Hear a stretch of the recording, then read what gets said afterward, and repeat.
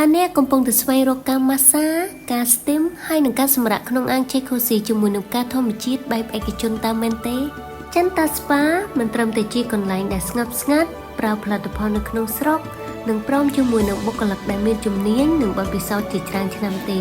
ប៉ុន្តែចិនតាស្ប៉ាក៏មានបន្ទប់បែបឯកជនឬក៏ជាគូស្នេហ៍ផងដែរជាមួយនឹងការម៉ាស្សាប្រេងធម្មជាតិដែលជួយបន្ធូរអារម្មណ៍និងការសម្រាកកាយប្រើជាមួយនឹងប្រេងធម្មជាតិដែលល្អសម្រាប់ស្បែកបន្ថែមជាមួយនឹងការស្ទីមដែលជួយឲ្យស្ងប់ចិត្តអារម្មណ៍ធូរស្រាលនិងបំបាត់ភាពតានតឹងពីការនឿយហត់ប្រចាំថ្ងៃ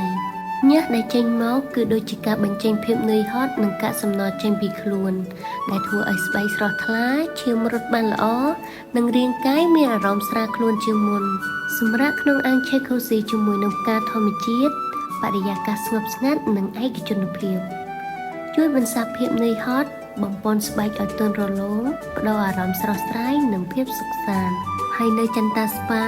យើងក៏មានកញ្ចប់សម្រាប់គូស្នេហ៍ផងដែរបង្កើតអនុស្សាវរីយ៍ផ្អែមល្ហែមក្នុងបរិយាកាសរ៉ូមែនទិកឯកជននិងភាពស្ងប់ស្ងាត់បរិយាកាសរ៉ូមែនទិកឯកជនពេលវេលាផ្ដាច់មុខសម្រាប់គូស្នេហ៍ inbox ឥឡូវនេះដើម្បីកក់ពេលវេលាពិសេសរបស់លោកអ្នក